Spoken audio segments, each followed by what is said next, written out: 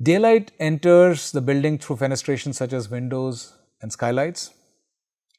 Since most of the light that enters a building is through a window, let's discuss simple guiding principles for determining the size of these windows. The area by 20 rule. The first rule that helps determine the size of the fenestration says, to avoid summer overheating and winter heat losses, it is best to have window area approximately equal to 20% of the floor area. This is largely also adequate for ventilation as well. This will help determine the overall window to wall ratio that can get you start working on the facade elevation options. The guidelines will be further correlated with other rules that I am going to talk about in the next section. The 2H rule is probably the most important rule that says that illumination of space has direct correlation with the size and distribution of window in the wall. So, if the useful depth of daylight is limited to about 2 times the height of the window measured from the floor. As the head height increases, light can reach deeper areas in the room. You can correlate this with the 1530 rule, and you will can determine therefore the daylighting zone as per the height of the building and the height of the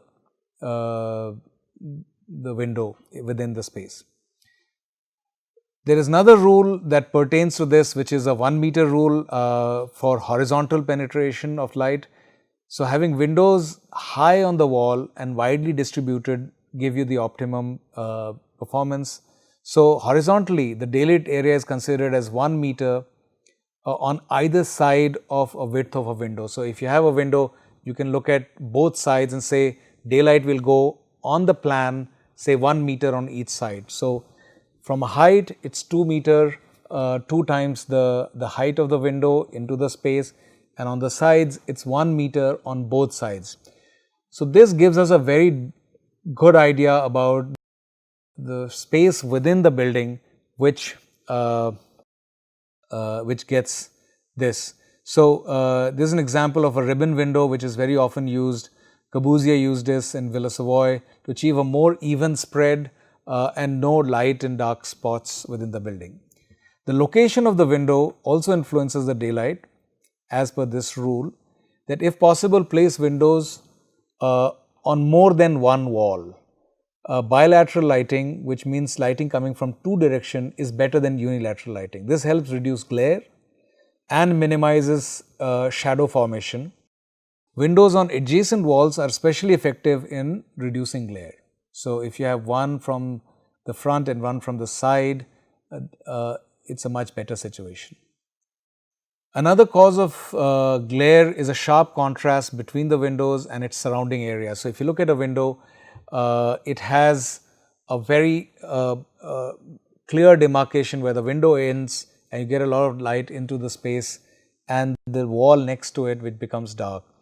So, again Corbusier and many architects have used the same principle to soften the contrast by splaying the window, by putting the interior of the window on the wall in a way that light gets diffused and redirected through this splay, and it creates a nice reflecting surface to even put light deeper into the space. You can see this can also be done vertically, a vertical splay. However, the area of gradation around the window is only useful up to a distance. So, if you make it very deep, it really doesn't help, and it's roughly more or less the 10 times the dimension of the window. So, if you say a window is about 30 centimeters or 20 to 30 centimeters wall depth, then a 60-degree angle will give you the best splay angle. Also, of course, the color of the splay is important. It needs to be light to get the optimum reflection. It is important to note that strategies we have discussed so far do not help in quantifying the illumination, but certainly help in achieving adequate daylighting. There is a simple guideline that can be used to roughly estimate the daylight factor in a space if fenestration size is known. Or it can be useful to determine fenestration size if the daylighting factor is known. So let's do a simple exercise. If you assume it's an overcast sky and you get the average daylight factor, which is dependent on the overall transmission of the glass, the type of glass used, the area of the glass, and the area of the floor. So you can use these thumb rules for first designing the daylighting. Then once you have the rough idea of the size of the windows, height of the building, you can, using a thumb rule without doing any simulation analysis, estimate what is the daylighting factor that you're achieving. Also, on the other hand, if there is a requirement, which is very often the case in terms of, say, a green building rating system that requires you to get a certain daylight factor, you can work backwards to say, okay, now with this given shape of the building, what is the area of the glass, what is the height of the window, that will give me this particular daylighting factor.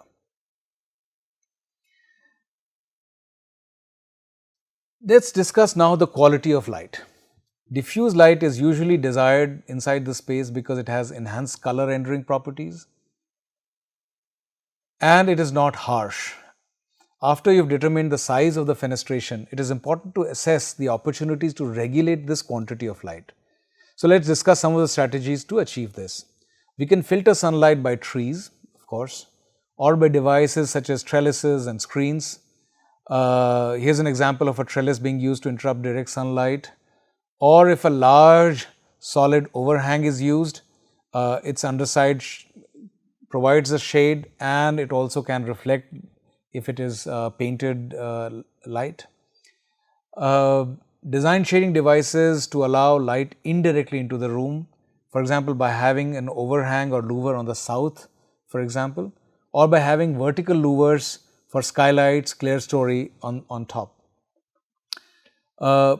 Movable shading devices are another way where you have a facade that requires dynamic or varying amounts of light through the day, and the orientation is such that you cannot control it easily. In this case, you need to be able to provide a dynamic shade that can control the shade throughout the day. Deep window sills can also be very effective. They work as the splay, so you can add a wide window sill to reflect light onto the ceiling and deeper onto the space.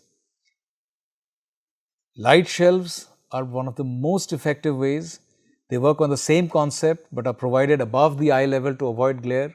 So a light shelf is a reflector of light which is usually above the head height, let's say over 1.8 meters, usually at about 2.1 meter, and it divides the window into two.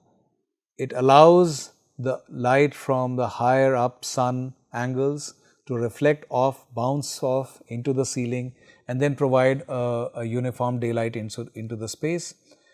It reflects light and reduces glare. So there are some very interesting examples. You'll find it one of the most common daylight device which is used in buildings, and it's not only daylight device. If it's used properly, it also provides proper shading to cut down on heat gain. This is a very famous building. It's a Ventura Coastal Corporation Administration building in Ventura, California, designed by Scott Ellenwood. It uses light shelves for daylight, and it's won several awards for design for the simple way in which it works both for shading, daylighting.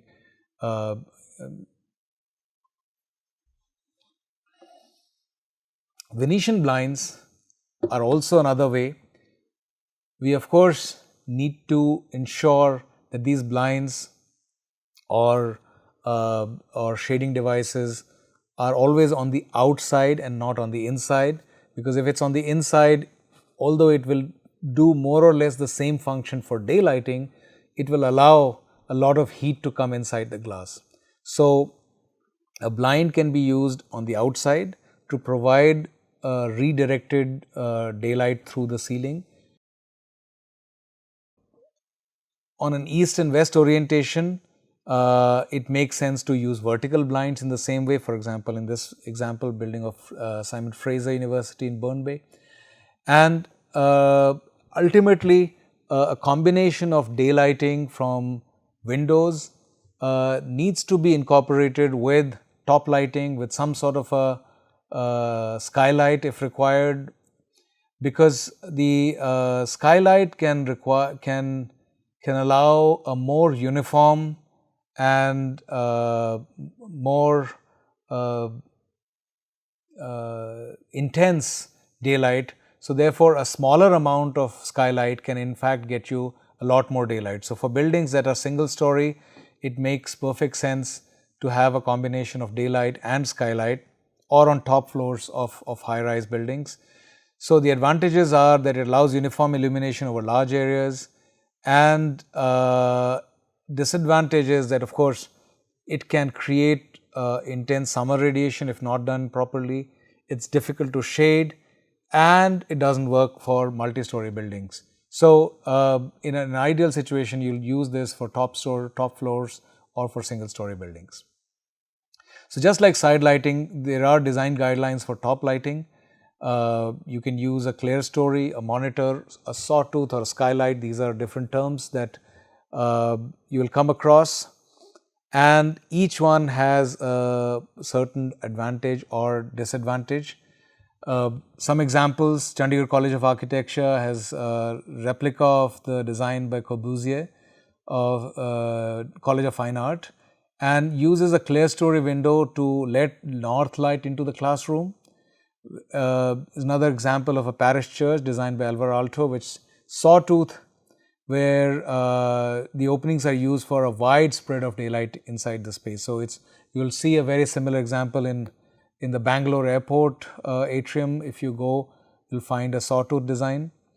So, to quantify this, the term used is a skylight to roof ratio, which is the amount of skylight available or the area of skylight divided by the overall area of the roof.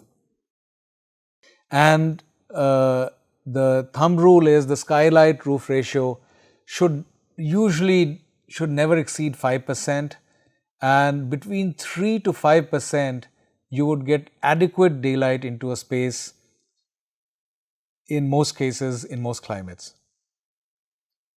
For uniform daylight distribution, we must ensure that adequate distribution of skylight is done, so that this 3 to 5% is not all concentrated in one area, but is distributed all across in different positions, different locations, so that you get a uniform distribution of light. So, with a combination of a skylight and windows, you can optimize and put skylights in areas where daylighting is not available from windows, where the other thumb rules of 2H or 1530 limits the daylight availability. So, some of these images will tell you the daylight zones for various top openings. They are very similar to the 1530 and the 2H rule. If you have designed skylights, then the overall daylight zone can be further increased. And to discuss the daylight in terms of skylight, the top lighting does require some sort of a glare control, because you can get wheeling reflections, which you see when there is even from a daylight, from a source of say artificial light. When you're looking at a book or a magazine, you'll get a reflection off of the surface of the book. So, to avoid that, it's recommended never to use a clear glass, but to use a translucent or a diffused glass. This can reduce and eliminate the glare. Also, it is better for skylight to be made in a place so that there is a splay, just like the splay in a vertical fenestration. Also, they can be distributed so that they can be combined with an atrium and combined with some sort of reflector, so that we are getting not just the direct light into the space, but it is reflected sideways, as you can see here in these examples.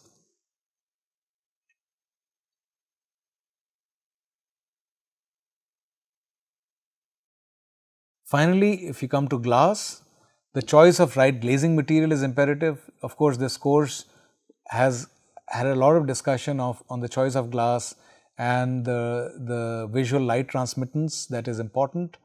So, we should avoid dark or tinted glasses because they absorb heat, and at the same time they limit the amount of daylight that is coming in. So, assuming that a window wall ratio is not, is about 20 to 40% at the most, a glass VLT or the light transmittance should be about, say, not less than 50%. And as you increase the amount of glazing, it creates a problem because you would want to limit the amount of overall heat gain and excessive glare.